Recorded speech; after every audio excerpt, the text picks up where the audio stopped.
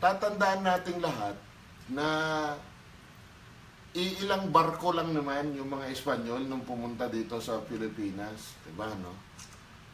So napaka-konti niyan nila, no? In fact, may isang pag-aaral na nagsasabi na sa loob ng 200 taon, no, simula mga 1560s hanggang mga 1700s, hindi sumusobra sa 1,000 ang bilang ng mga Espanyol na nakatira dito sa may Pilipinas. Ang konti lang nila.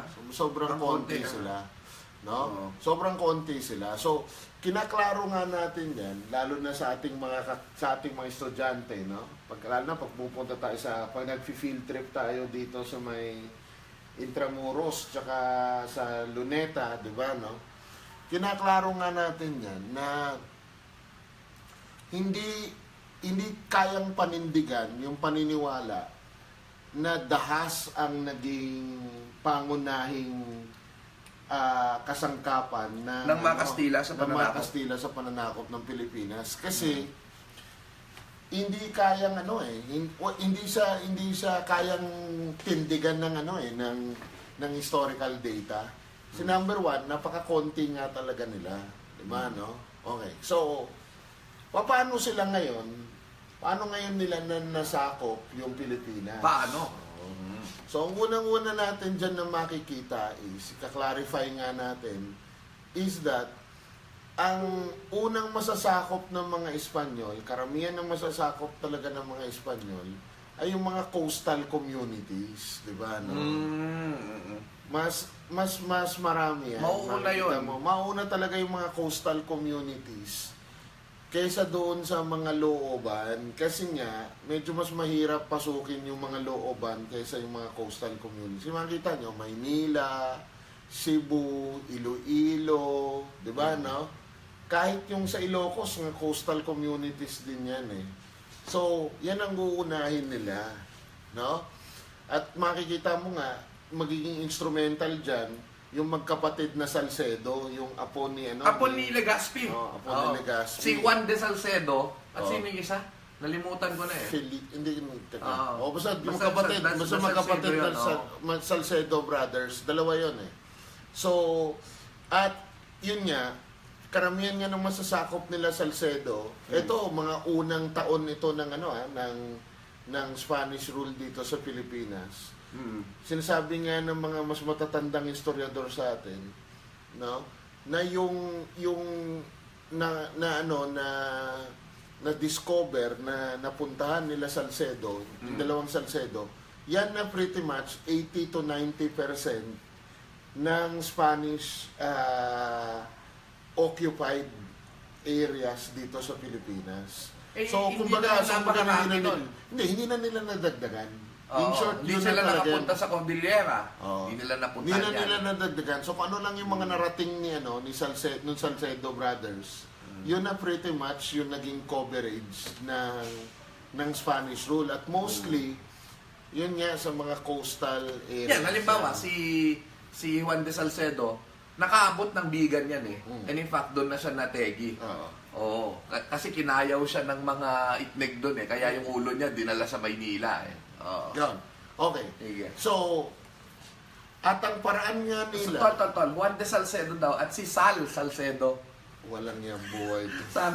sabi ng Hudyo. Felipe Salcedo nga. Parang Felipe Salcedo. Pero parang paniniwala ko yung Salcedo. Well-oiled yan. Salvador Salcedo, or short, Sal Salcedo. Yung buhay to. Parang si Panelo, hindi Sal Panelo din yun. Mukhang yun, madali yung paniwalaan. Anyway. Ma-arresto na ako ba bukas? Sige.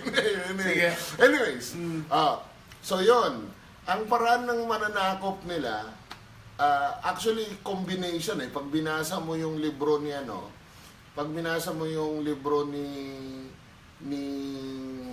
Molina. Antonio? Ni De La Costa, yung Readings in Philippine History. Dinidescribe niya yung tinatawag nilang entrada. Di ba? Ang tawag, yung entrada, yun yung pagpasok ng mga nila Salcedo sa iba't ibang lugar na kanilang pupuntahan. At ang ilog ang ginagamit nila, tsaka dagat, ano?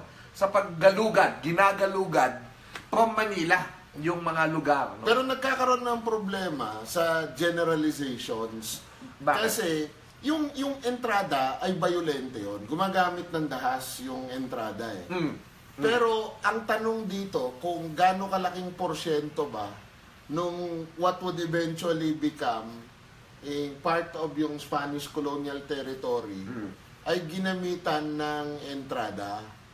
Kasi ang marami ding parts kasi ng Pilipinas. Kasi ang style talaga kasi diyan is ginawa din nila ito sa Maynila di ba? Di ba pumunta dito si Martin de Goite nakipag-usap kila Suleiman, di ba no? Kaya lang kasi siyempre ayaw siya tanggapin ni Raha Suleiman, di ba no? Kasi nakita din naman ni Raha Suleiman ang intensyon talaga ng mga Espanyol ay sakupin yung Maynila, di ba? Hindi naman talaga yung pakikipagkaibigan. So parang lumalabas yung term na pakikipagkaibigan na siyang ino-offer ng mga Espanyol, no? Na siyang strategy na ginamit ni ni Legazpi. Mag-offer muna ng pakikipagkaibigan. Kaya nakikipagsandugo siya kina si Catuna, sa mga dato, no? So, yan, doon sa iba, hindi siya nag-succeed. Correct. Kaya sumunod yung entrada. Pero may marami ding mga areas na nag-succeed. Oo, ibig sabihin, yung kongkista na tinatawag o pananakop, parang negotiation. Correct. May tatanggap kasi tatlo yung pagtanggap sa kongkista tatlong paraan. Una, tanggapin. Pabinyag ka, di ba?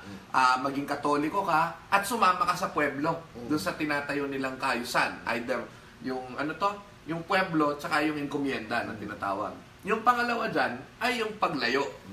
So, pag kunwari, pinapunta kayo sa bundok, pumunta ka sa bundok, kasi makaiwasan kaya yung kongkista. kasi kaya nga pumupunta ka doon kasi alam mo na hindi kayang puntahan ng mga Espanyol yon. Kasi usually yung mga patag at yung mga coastal areas lang ang kaya nilang timahan. No? Kaya nga yung Cordillera, hindi nila natira Hindi yun. nila naabot yun. Hindi well-oiled yung kanilang pagpunta doon. So, yung pangatlo dyan, ay mamaya pag-uusapan natin yung tuwirang paglaban o yung tinatawag natin na pag-aalsa. So, tatlong pangunahing reaksyon na sa kongkista ayon sa aking mahal na Lodi na si Feliz Noel Rodriguez, no? Profesora dati ng Ateneo de Manila History Department. Okay.